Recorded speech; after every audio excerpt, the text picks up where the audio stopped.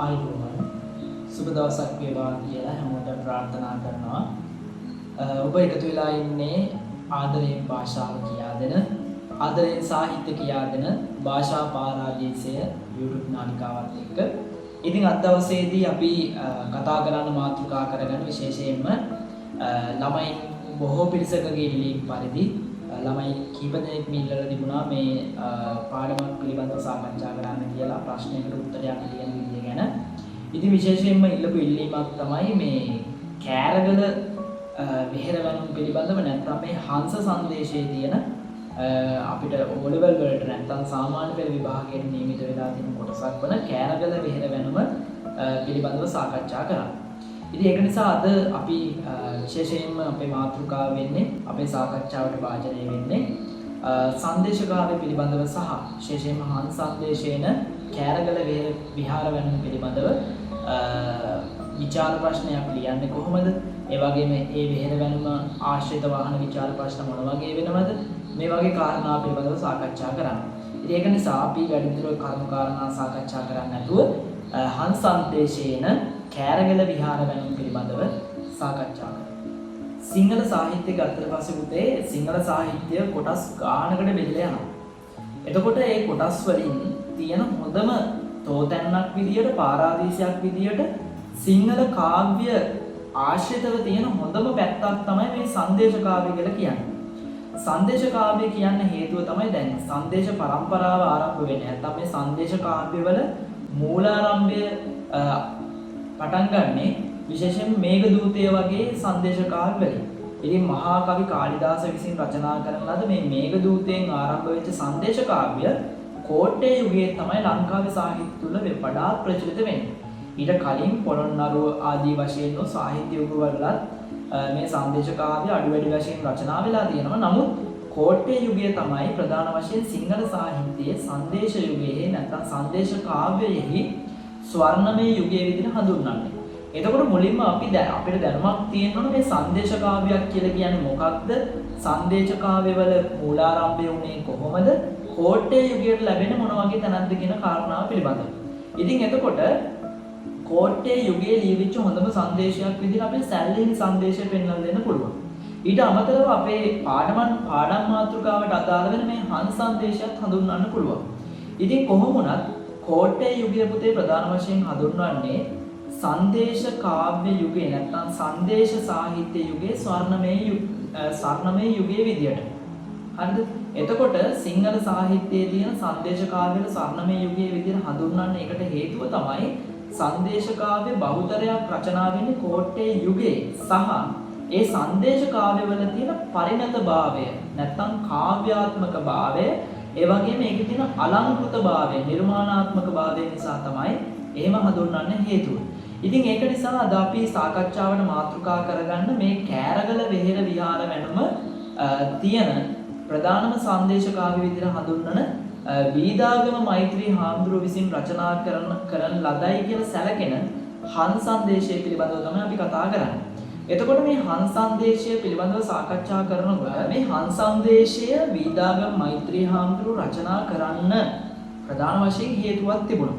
දැන් ඕනම කාව්‍ය නිර්මාණයක් ගත්තට පස්සේ විශේෂයෙන්ම දැන් අපිට අපේ සිලබස් එකට අදාළ වෙලා තියෙන විශාල කාව්‍ය නිර්මාණ තොගයක් තියෙනවනේ. එතකොට ඔය කාව්‍ය නිර්මාණයක් හරි මොනවා හරි ග්‍රන්ථයක් රචනා කරන්න ඕනම මිනිස්සෙක්ට මොනවා හරි අරමුණක් තියෙනවා.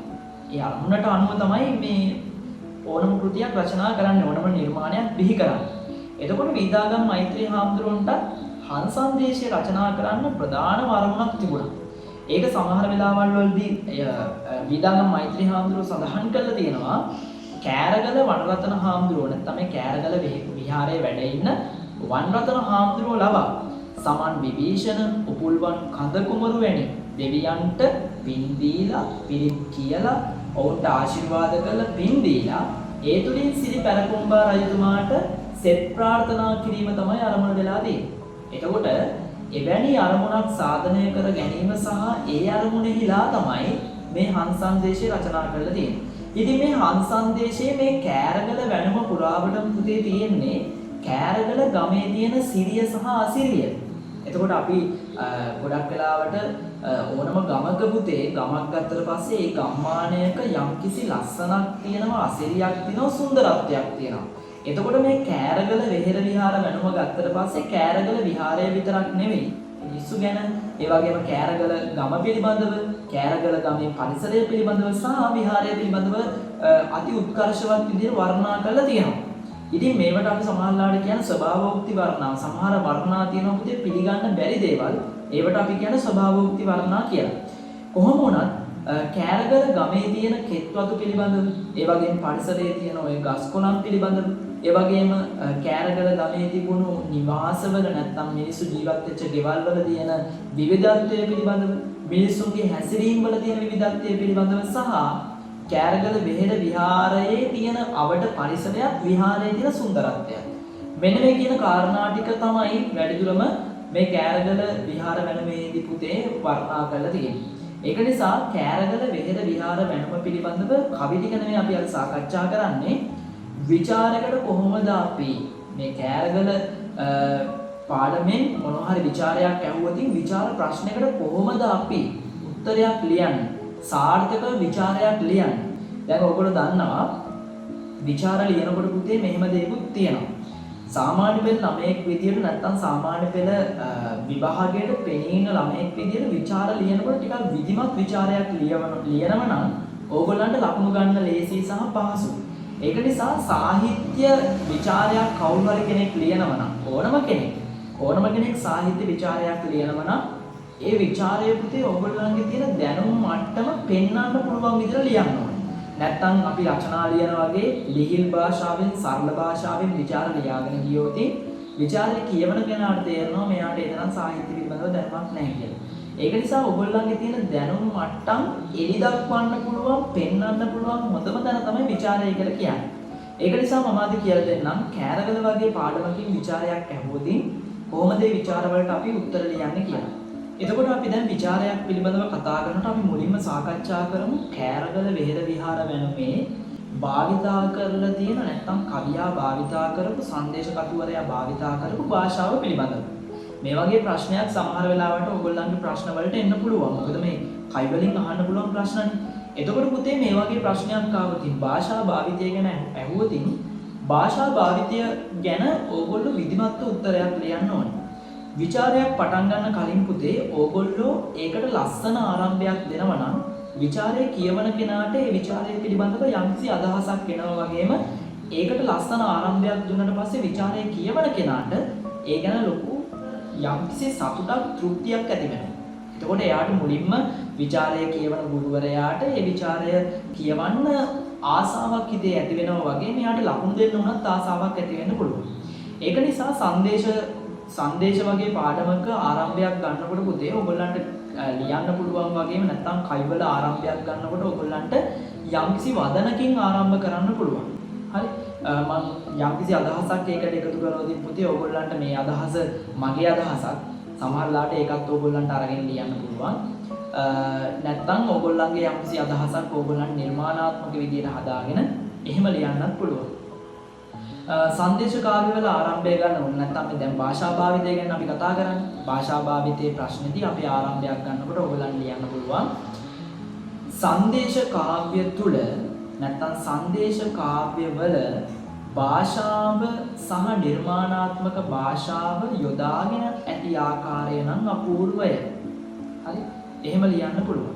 නැත්නම් සංදේශ කවිය යනු භාෂාවේ තියෙන නිර්මාණාත්මක භාවය පෙන්වන්නා වූ ඒකකයකි. හරි? එහෙම ලියන්නත් පුළුවන්. නැත්නම් මෙහෙම ලියන්නත් පුළුවන්.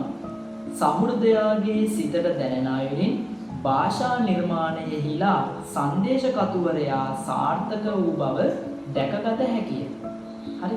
මම මේ නිකන් කාරණා ටිකක් කිව්වේ ඕගොල්ලන්ට ඔය වගේ කාරණා ටිකක් මුලින් ලියලා විචාරයක් ආරම්භ කරනකොට පුතේ ඒක හරිම ලස්සනයි. ඒක හරිම පිළිවෙලයි. ඒ වගේම බලන කෙනාට උනත් කිසි ප්‍රසාදයක් ඒ පිළිබඳව ඇති වෙනවා. ඒක නිසා මුලාරම්භය ලස්සනට ගන්න. ඊට පස්සේ පුතේ ඕගොල්ලෝ සංදේශ කාව්‍ය ගැන ලියන්න යනකොට විශාල හැලි ලියාගෙන යන්න එපා පතරංග ජාතකේ ලියනවා වගේ.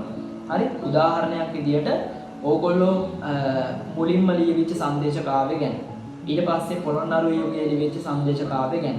දඹදෙණිය මොනවා හරි ලියුණා නම් ඒක ගැන. කෝට්ටේ යුගයේ ලියවිච්ච සංදේශ කාව්‍ය ගැන.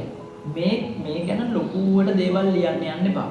ප්‍රධාන වශයෙන් මේකේ කතුවරය ගැන ලියන්න, ප්‍රධාන වශයෙන් මේක ලියවිච්ච යුගය ගැන ලියන්න, ප්‍රධාන වශයෙන් මෙහි සිටිය රජතුමා ගැන ලියන්න, ඊට පස්සේ මේකේ අරමුණ ගැන ලියන්න. අරමුණ ගැන ලියලා මේක පටන් ගන්න. ਵਿਚාරය ලියන්න පටන් ගන්න. හරි? ලොකු හැල් ලියාගෙන යන්න එපා. උදාහරණයක් විදිහට ඔයගොල්ලන්ට පුළුවන් අර වගේ වදනක් දාලා මෙන්න මේ විදිහට පටන් ගන්න. සංදේශ කාව්‍ය පිළිබඳව සාකච්ඡා කරන කල්හි සංදේශ කාව්‍ය වල ස්වර්ණමය යුගයේ විදියට කෝට්ටේ යුගය හැඳින්විය හැකිය. කෝට්ටේ යුගයේදී සුවිශාල සංදේශ කාව්‍යයන් බොහොමයක් රචනා කළ අතර ඒ අතුරින් සාහිත්‍යයට සේම සහෘද පාඨකයාට සුවිශේෂී සංදේශ කාව්‍යයක් ලෙස නිර්මාණාත්මක සංදේශ කාව්‍යයක් ලෙස වීදාගම් මෛත්‍රී හිමියන් විසින් රචනා කරන ලද හං සංදේශය පෙන්වා දිය හැකිය. හං සංදේශය වඩාත් ප්‍රචලිත වීමට හේතුව වී ඇත්තේ කතුවරයා ඒ තුල යොදාගෙන ඇති භාෂා රටාවය. එසේනම් මෙහි ප්‍රධානම අරමුණ වූයේ උපුල්වන්, කඳකුමරු, විභීෂණ වැනි සුමන සමන් වැනි දෙවිවරුන්ට පිළිත් කියා ආශිර්වාද කොට ඔවුන්ට පින් දීමත් රජතුමාට ඒ තුලින් ආශිර්වාද කිරීමත් යන තේමාව පාදක කරගෙන මේ කෘතිය කෝට්ටේ යුගයේදී රචනා කර ඇත.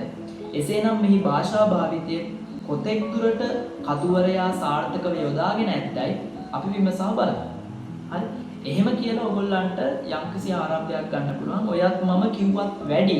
ඔයටත් වැඩිය කෙටි කරලා ඔයගොල්ලන්ට ලියන්න පුළුවන්. මොකද ඔයගොල්ලෝ ලකුණු 10 ප්‍රශ්නයක් ලියනවා නම් පුතේ අඩුම තරමින් පැති එකමාරක් ඔයගොල්ලෝ ලියන්න ඕනේ. පැත්තක් හෝ පැති එකමාරක් ලකුණු 15 ප්‍රශ්නකට මේ ਵਿਚාරේ ලියන්න ඕගොල්ලන්ට තිබුණොත් ඒකට අනිවාර්යෙන්ම ඔයගොල්ලෝ පැති දෙකක්වත් ලියවෙන්න ඕනේ. හරිද? ඉතින් ඒක නිසා එහෙම ආරම්භ කරාට පස්සේ අපි දැන් බලමු හංස සංදේශයේ තියෙන භාෂාත්මක ලක්ෂණ මොනවද? මොන වගේ භාෂා රටාවක්ද මේ හංස සංදේශ කතුවරයා යොදාගෙන තියෙන? විශේෂයෙන්ම කියන්න ඕන පුතේ මේ හංස සංදේශයේ තියෙන සරල සුගම භාෂා රටාවක්. සරල සුගම කියලා කියන්නේ හරිම සරලයි, ඒ වගේම කියවන කෙනාට තේරුම් ගන්න පුළුවන්, සහෘදයාටවත් තේරුම් ගන්න පුළුවන්. ඒකයි නැත්නම් අහන කෙනාටවත් පුතේ අපි දැන් මම කතා කරන දේ අහන කෙනාට තේරෙනවා නම් ඒක සරල භාෂාවක්.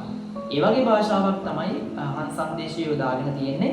ඒ වගේම තමයි භාෂා රටාව පිළිබඳව නැත්නම් මේ භාෂාත්මක නිර්මාණ පිළිබඳව කතා කරද්දී අපිට මෙතෙන්දි ගන්න පුළුවන් භාෂා නිර්මාණයක් විදියට කාව්‍යාලංකාර පිළිබඳව සාකච්ඡා කරන්න පුළුවන්. හරි? කාව්‍යාලංකාර කියලා කතා කරනකොට ඒක වෙනම මාතෘකාවකට යනවා. නමුත් කාව්‍යාලංකාර පිළිබඳව ඔයගොල්ලන්ට භාෂා රටාවේදී සාකච්ඡා කරන්න පුළුවන් හැකියාවකුත් තියෙනවා.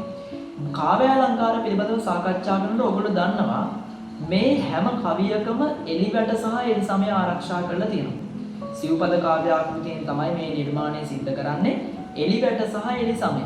එලිවැට සහ එලි සමය කියලා කියන්නේ පදපේලි නැත්නම් අවසාන පදපේලි හතරම එකම අකුරකින් අවසන් කිරීම. උදාහරණයක් විදිහට අපි කවියක් අරගෙන බලමු. දිමුත් වෙහෙර වට විසිතුරු මල්වතුය එහිත් සුවඳ මල් නිති වෙයි මිනිමුතුය. මහත්තුරු මිවුරු පළගෙන නැමි අතුය රැගත් සෙවන නොහැරම සිටි පොල් වතුය. එතකොට හැම කවියකම අවසානය එකම අකුරකින් අවසන් කරලා තියෙනවා. හැම කාව්‍ය පාදයක්ම එකම අකුරකින් අවසන් කරන්නට කවියා දක්ෂ වෙලා තියෙනවා. එතකොට මේ හැම කවියක්ම නැත්නම් හැම කාව්‍ය පාදයක්ම එක අකුරකින් අවසන් කරන එකට අපි කියන්නේ එලිවැට සහ එලි සමය ආරක්ෂා කිරීම කියලා. එතකොට මේ හැම කවියක්ම ඒකට නිර්දේශ විදිහට ගන්න පුළුවන්. ඕගොල්ලන්ට ඕනම කවියක් ඒකට පාඩම් කරගත්තොත් ඒකට ලියන්න පුළුවන්. එලිවැට එලි සමය හැමතැනකම ආරක්ෂා කරලා තියෙනවා. ඒ වගේම තමයි තවත් කාව්‍යාලංකාරයක් පිළිබඳව මේකේ දකින්න පුළුවන්. ඒ තමයි පුතේ ස්වභාවෝක්ති වර්ණාව. ස්වභාවෝක්ති වර්ණාව කියලා කියන්නේ කවදාවත් පිළිගන්න බැරි දෙයක්. කවදාවත් වේවායි කියලා දැක්කේ නැති දෙයක්. උනායයි කියලා සිදුවන දෙයක් දැකලවත් නැති දෙයක්. උන විදියට සිදුවන විදියට එලි දැක්වීම තමයි ස්වභාවෝක්ති වර්ණාව කියලා කියන්නේ. උදාහරණයක් විදිහට අපි මෙහෙම ගමු. උදාහරණයක් විදියට ගඟක් එකපාරට මුහුදක් වෙනවා. හරි? ගඟක් එකපාරට මුහුදක් වෙනවා. ඒ වගේම ගඟේ නැව් යනවා. කවදාවත් ගඟේ පුතේ නැව් යන්නේ නැහැ. නමුත් ගඟේ නැව් යනවා. ගස් පා වෙනවා. මාළු ඇවිදිනවා. හරි? ඉබ්බෝ පියාඹනවා. මෙන්න මේ වගේ කොහේ හරි උදාහරණත් එක්ක යම්කිසි කවියක් නිර්මාණය කරලා තියෙනවා නම් දක්වලා දිනවා නම් මේකට කියන ස්වභාවෝක්ති වර්ණාව. හරි? ඔකට තවත් එකක් කියනවා අතිශෝක්ති කියලා. හරි?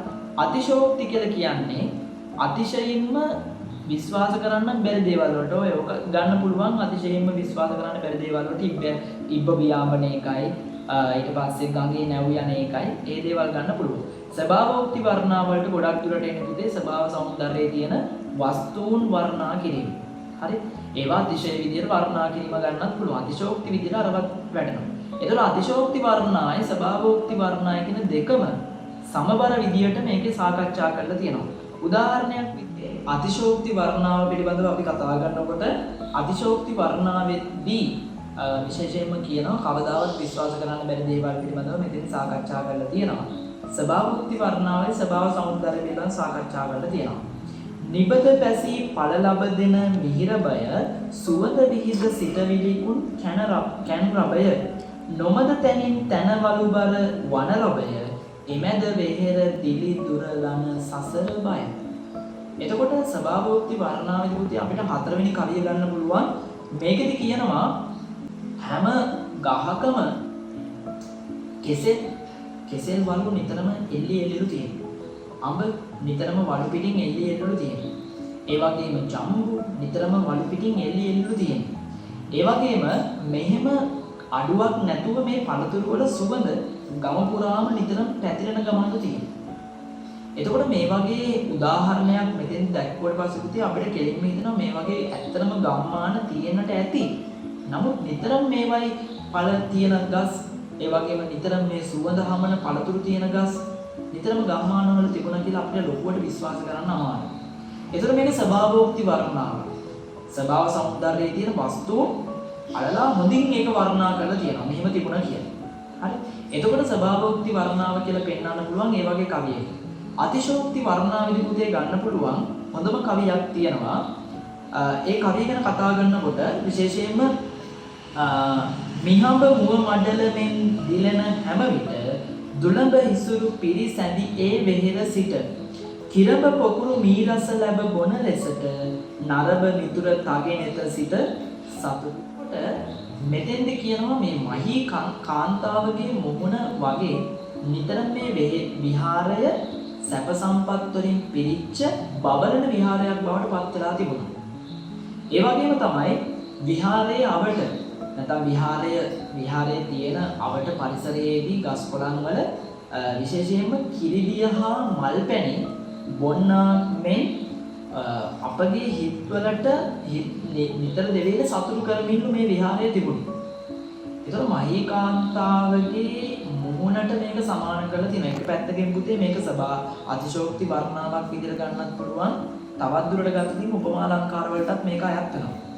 මහීකාන්තාවගේ මුහුණට සමාන කරලා තියෙනවා මේ විහාරයේ බැබලීම. හරි?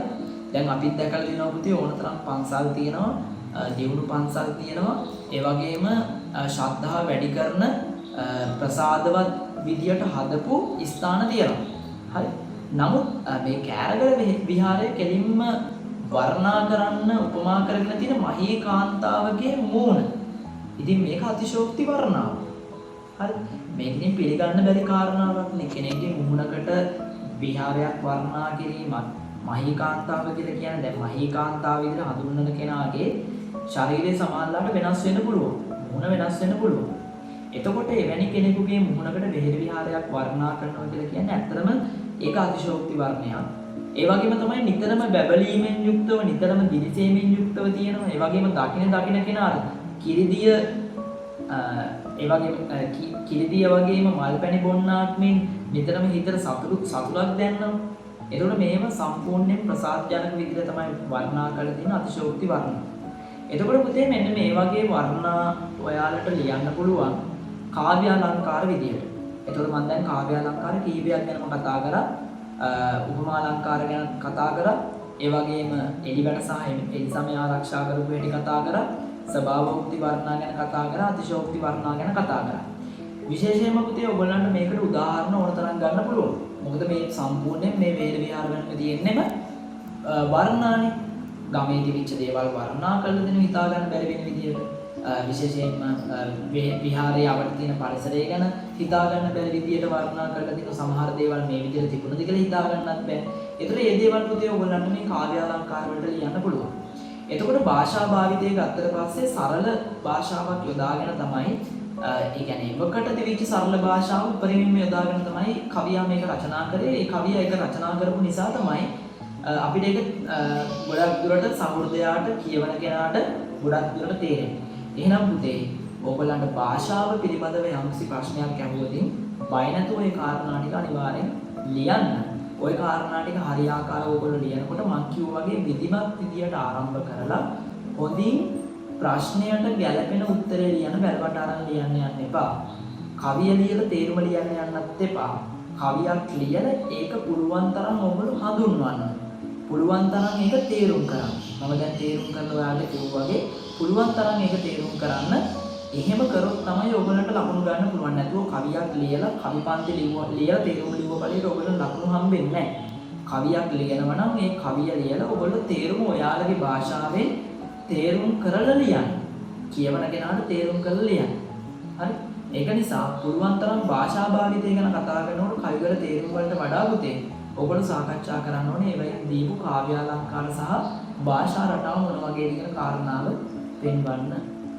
තවත් ප්‍රශ්නයක් පිළිබඳව මේ පාඩම තුලින් කතා කරනකොට පුතේ අපිට බලන්න පුළුවන් සමහර වෙලාවට ඔයගොල්ලන්ගෙන් අහන්න පුළුවන් සැප සම්පතින් පිරුණු ආඩ්‍ය ගමක පරිසරයක තොරතුරු සංදේශ කතුවරයා මේ තුලින් ඉදිරිපත් කිරීමට උත්සාහ කරයි.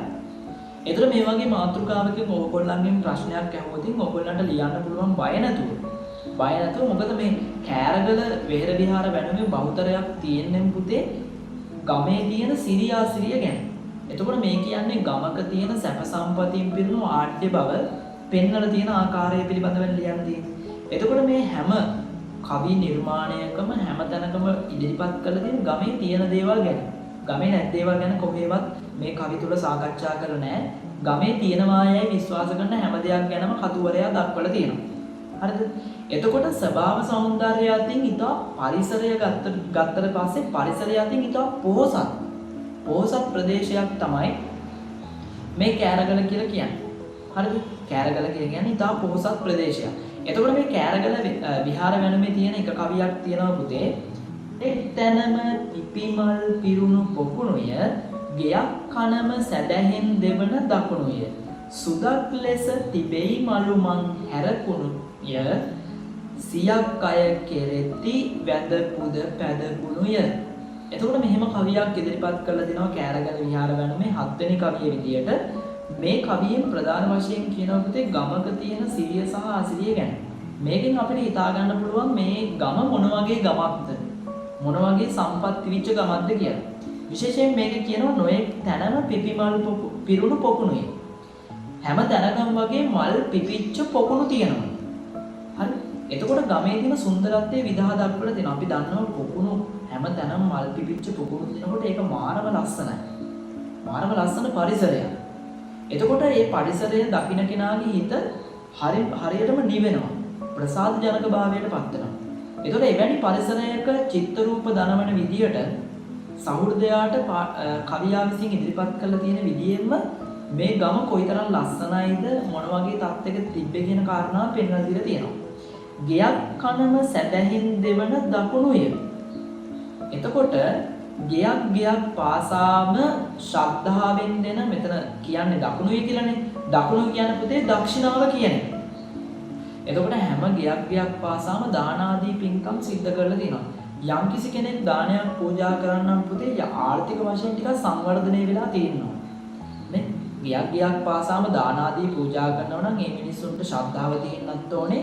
විශේෂයෙන්ම හොඳ ආර්ථික සංවර්ධනයක් තියෙනවා. ආර්ථික මට්ටමින් ටිකක් සාමාන්‍ය විදිහට දානයක් පූජා කරන්නම් ශ්‍රද්ධාව වගේම ආර්ථික වශයෙන් යම්කිසි ස්ථාවරත්වයක ඉන්නවා. එතකොට ගමේ තියෙන ස්ථාවරත්වය සහ මිනිස්සු අතර දිවිච්ච පැහැදීම පිළිබඳව ආඩ්‍යභාවය පිළිබඳව මෙතනින් විදහා දක්වලා තියෙනවා. ඒ වගේම සුදක් ලෙසම තිබෙයි මලු මං හැර කුණුය සියක් අය කෙරෙති වැදපුද පැද කුණුය. ඒ වගේම කැලිකසල පාර දිගට වෙහෙර විහාරයට යන පාර දිගට තියෙන කැලි පාරේ මාර්ගයේ කුණු කසල නිතරම පිරිසිදු කරලා සුද්ධ පවිත්‍ර කරලා සුදු වැනි තලාව හොඳට පේන විදියට නිර්මාණාත්මක විදියට ඒ ගම තියෙනවා. ඒතකොට මෙවැනි ගමක සුන්දරත්වය මොන වගේද කියන එක දැන් මම කියනකොට අපිට තේරෙනවා. කුණු නැති පරිසරයක්, ඒ වගේම හැමතැනම පොකුණු තියෙන පරිසරයක්, මිනිස්සු දන් දෙන පරිසරයක්. මේ පරිසරයක් පුතේ අපි සාමාන්‍යයෙන් හඳුන්වන්නේ දියුණු තලයක තියෙන ප්‍රදේශයක් පරිසරයක් විදියට. දියුණු මිනිස්සු ඉන්න පැත්තක් විදියට.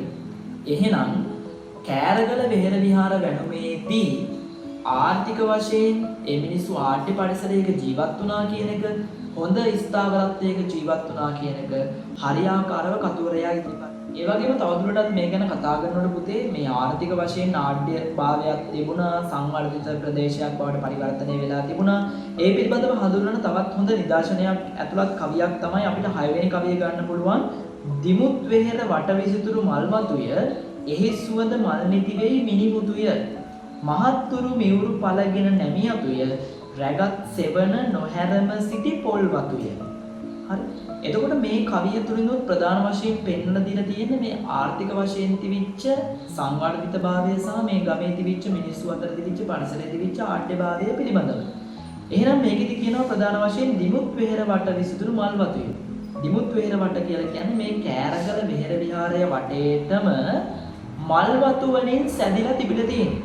ඒ කියන්නේ වෙහෙර විහාරයේ වටේම නැත්තම් විහාරයේ වටේම සම්පූර්ණ මල් වතු තිබිලා තියෙනවා. ඒ වගේම එහි සුවඳ මල් නිති වෙයි මිනිමුතු. එතකොට ඒ මල් ගස්වල මල් පිපුණට පස්සේ සම්පූර්ණ විහාරයේම මිනිස්සුන්ට ඒක සුවඳ දැනෙනවා. සුවඳ එනවා. ඒ වගේම මහත්තුරු මියුණු පළගෙන නැමියතුය.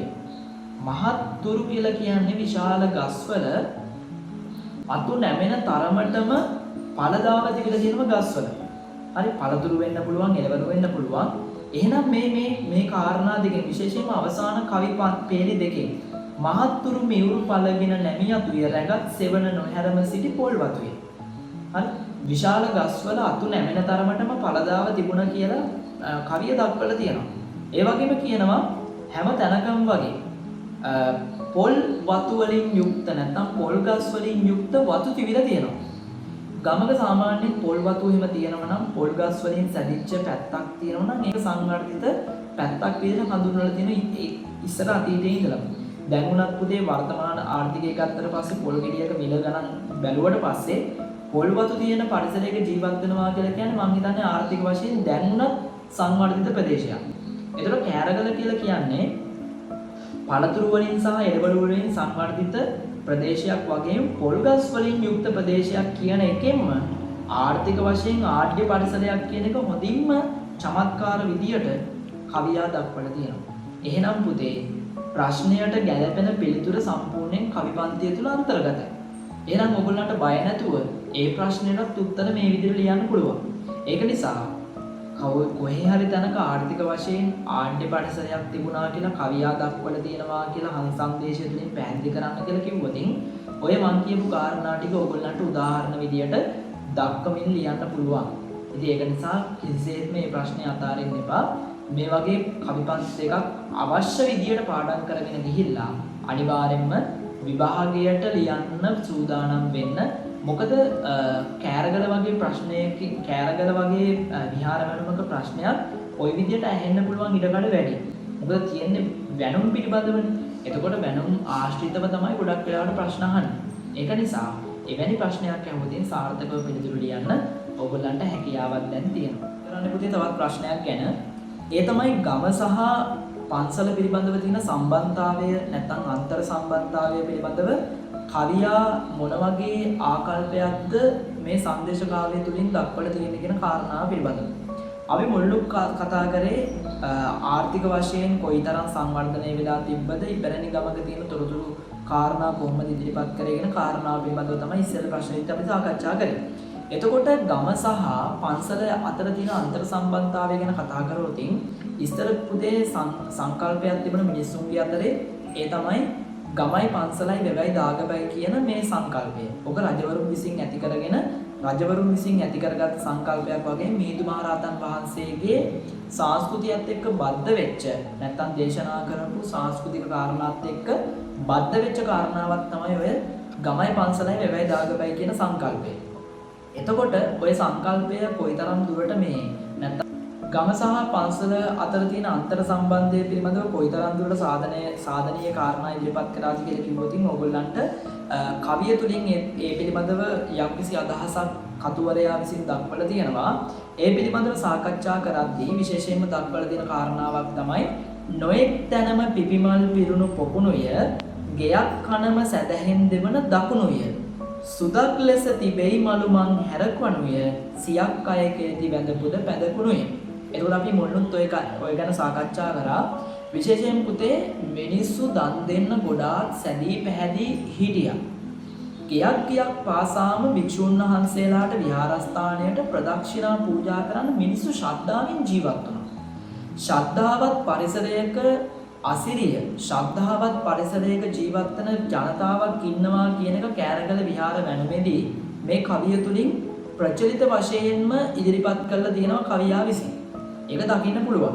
සුදක් ලෙස තිබෙයි මලුමන් හැර කණුය. ඒ වගේම කියනවා ගෙයක් කනම සැදැහෙන් දෙවන දකුණුය. ගෙයක් පාසාම දක්ෂිනාව පූජා කරනවා. ඉතින් ගමයි පන්සලයි අතර තියෙන බැඳීම ශ්‍රද්ධාව තුලින් බැඳීම ඇති කරලා තියෙනවා. හරි. දාන පූජා කරමින් හැමදාම ශ්‍රද්ධාවෙන් යුක්තව පන්සලට යමින් නෙමින් කටයුතු කරනවා. ඒ වගේම පන්සලට යන පාර සුද්ධ පවිත්‍ර කරලා තියෙනවා. සුදක් ලෙස තිබෙයි මලුමන් හැර කණුවේ. කිසිම මලු නැත්තම් පන්සලට යන පාර හරිම සුදු වැලි තලාවෙන් බබලන පාරක් විදිය තමයි තිබිලා තියෙන්නේ. ඒ තරමටම මිනිස්සු මේ පාර සුද්ධ පවිත්‍ර කරලා තියෙනවා. කොළයක්වත් වැටෙන්නේ නැතුව, කසල ගොඩක්වත් තියෙන්නේ නැති විදියට මේ මාර්ගය පන්සලට යන මාර්ගය ලස්සන්ට පිරිසිදුව පවත්වාගෙන ගිහින් තියෙනවා. ඒකෙම පේනවා පන්සලත් එක්ක කොයිතරම් මිනිස්සු බැඳලා හිටියද කියලා. ඒ වගේම සියක් අය කෙරෙති වැඳපුද පැදකුණුය. ඒ විතරක් නෙවෙයි සිය ගණනක් ජනතාව මේ විහාරයට ගිහිල්ලා හැමදාම වන්දනාමාන කරලා පුද පූජා පවත්වලා තියෙනවා. එතකොට විහාරය පන්සල සහ මිනිස්සු අතර යම්කිසි බැඳීමක් තියෙන නිසා තමයි පුතේ මේ තරම් ලොකුවටම නැත්තම් මේ වගේ ආශ්චර්යමත් විදිහේ කටයුතු වෙන්නේ. නැත්තම් පන්සලකට යන පාර අතු ගන්න කෙනෙක් නැහැ. ඒ වගේම විහාරයට ගිහිල්ලා වන්දනාමාන කරන්න සමහරලාට මළුවල මිනිස්සු නැහැ.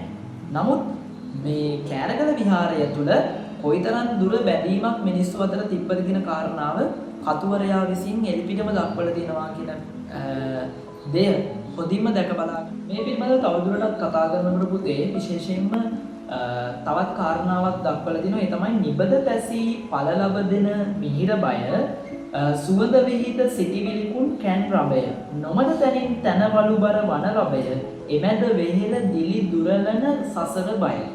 එතකොට මෙතෙන් දක්වලා තියෙන ගමේ තියෙන අසිරිය සහ විහෙර විහාරයෙන් සිද්ධ වෙන කාර්ය ගැන.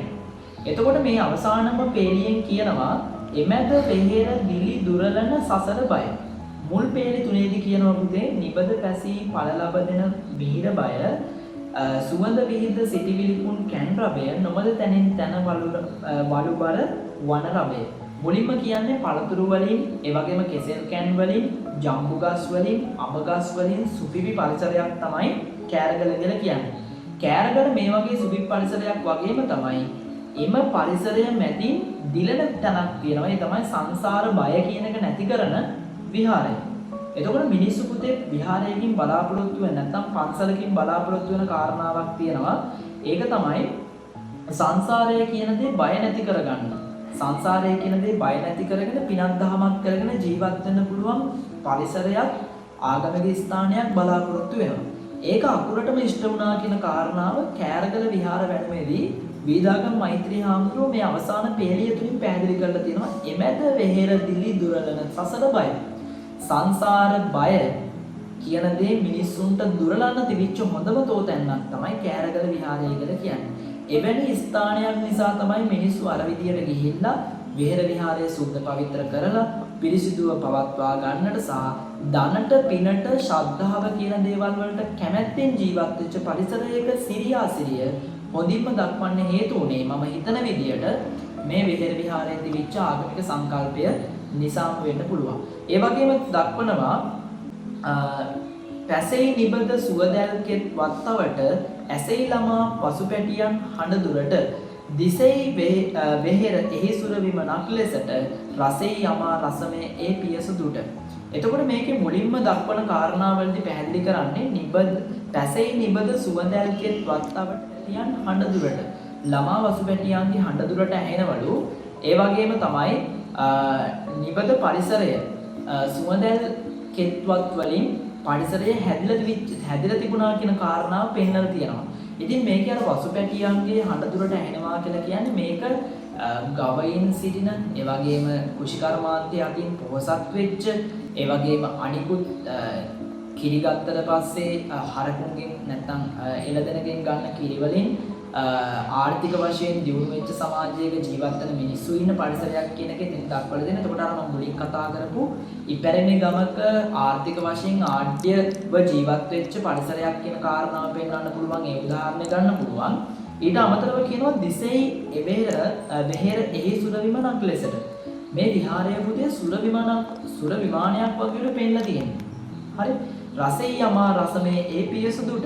ඒ වගේම ඒ ප්‍රදේශයට අමෘත රසයක් වගේ මේ විහාරය. විහාරයක් එහෙන් පවතින නම් පුතේ මිනිස්සුන්ගේ සහයෝගය, මිනිස්සුන්ගේ උදව්ව පදව්ව, ඒ වගේ මිනිස්සුන්ගේ එක්වීම විහාරයට තියෙන්න ඕන. නැතුව විහාරයක් එකපාරටම හැදුව පමණින් සහ පන්සලක් ගමක තියෙන පමණින් ඒ ගමේ කවදාවත් සංවර්ධනයක්වත් ඒ පන්සලේ දියුණුවක්වත් ඇති වෙන්නේ නැහැ. මිනිස්සුත් එක්ක සමගියෙන් මිනිස්සුත් එක්ක එකතු පාදා වෙමින් මිනිස්සුත් ඒ විහාරස්ථානයට උදව් පදව් කරමින් ශ්‍රද්ධාවෙන් යමින් කටයුතු කරත් තමයි විහාරයක් උනත් සංවර්ධනය වෙන්නේ දියුණු වෙන්නේ. ගමකට උනත් එහෙමයි. එතකොට ඒ කාරණාව කෑරගල බෙහෙර විහාර වැනුමේදී හොඳින්ම දක්වලා තියෙනවා. ඉතින් ඔන්න ඔය කාරණා ටික පුතේ හොඳට පැහැදිලි කරලා මම කිව්වේ ඔයගොල්ලන්ට මොනවා හරි තවදුරටත් දැනගන්න මොනවා හරි කාරණාවක් තියෙනවා නම් කමෙන්ට් සෙක්ෂන් එකේ ඒක දක්වන්න මොනවා හරි දැනගන්න කාරණාවක් තියෙනවා නම් ඊට අමතරව ඔය කියපු කාරණාත් එක්ක පුතේ ඔයගොල්ලෝ ਵਿਚාරයක් ලියනකොට අර මම කියපු වගේ පුළුවන් තරම් බර වචන පුළුවන් තරම් සාහිත්‍ය වචන යොදාගෙන ලියන්න සරල භාෂාවෙන් ਵਿਚාර ලියන්න යන්න එපා. එහෙම ලිව්වට ප්‍රශ්නයක් නැහැ. නමුත් ඔයගොල්ලෝ පුළුවන් තරම් සංකීර්ණ භාෂාවෙන් ਵਿਚාර ලියන්න. ඒක ඔයගොල්ලන්ට කවදා හරි දවසක වැදගත් වෙනවා වගේම හොඳ ලකුණකට යන්න පුළුවන්, හොඳ ප්‍රතිශතයකට යන්න පුළුවන්, හොඳ සාමාර්ථයකට යන්න පුළුවන්. ලකුණක් ගන්න පුළුවන් හොඳ ක්‍රමයක් ඒක. ඒ වගේම තමයි හැම ਵਿਚාරයක් අවසානයේටම පුතේ ඒ ਵਿਚාරය ලියපු කාරණා ටික ගොනු කරන්න. හරි උදාහරණයක් විදියට දැන් අපි භාෂා භාවිතය ගැන සාකච්ඡා කරා කියනකොට ඔයගොල්ලන් ලියන්න පුළුවන් ඉහත සඳහන් සියලු තොරතුරු සමස්තයක් ලෙසගෙන විමසා බැලීමේදී පැහැදිලි වන්නේ වීදාගම් මෛත්‍රී හිමියන් විසින් හංස සංදේශය රචනා කිරීමේදී භාෂා භාවිතය සරල වශයෙන් සුගම වශයෙන් යොදා ගැනීමත් පාඨකයාට සහෘදයාට තේරෙන භාෂාවක් නැත්නම් අවබෝධයක් ලබා ගැනීමට හැකි සරල භාෂාවක් යොදා ගැනීම කාව්‍යාලංකාර ආදී වශයෙන් කවියකට ගැළපෙන කවියකට උචිත භාෂා රටාවක් යොදා ගනිමින් රචනා කර ඇති බවත් ඒ නිසාම සංදේශ කාව්‍ය සාර්ථක වී ඇති බව ඉහත සඳහන් සියලු තොරතුරු වලින් සනාථ කර ගැනීමට හැකියාවක් තිබෙනවා නැත්නම් හැකියාවක් තිබේ කියලා ඔයගොල්ලන්ට අවසන් කරන්න පුළුවන්. ඉතින් ඒක නිසා අවසාන ඡේදය සහ මුල් ඡේදය හොඳ ආරම්භයකින් සහ හොඳ අවසානයකින් දෙන්න. හැබැයි හොඳ ආරම්භයක් අරගෙන හොඳින් අවසන් කරන්නටත් මැද හොඳට තියෙනවා. ඔයගොල්ලෝ මම අර කිව්වා වගේ කවි ලියලා කවිවල තේරුම ලියන්න එපා. කවි ලියලා කවිය පුළුවන් තරම් විධිමත් විදිහට පැහැදිලි කරන්න උත්සාහ කරන්න. එතකොට ඔයගොල්ලන්ට හොඳ ලකුණකට යන්න පුළුවන් හැකියාවක් තියෙනවා. ඉතින් ඒක නිසා අදට අපි සමුගන්නව නැවතත් අපි මේ වගේ විචාර පාඩමකින් මේ වගේ ප්‍රශ්නයක් එක්ක නැවත හමු වෙන බලාපොරොත්තුවෙන් අද සමුගන්නවා. අපිත් එක්ක මේකට රැඳී ඉන්න කියලා ආදරයෙන් ඔයගොල්ලෝ හැම කෙනෙක්ගෙන් ඉල්ලනවා. ඔබ සැමට සුබ දවසක් වේවා කියලා ආදරයෙන්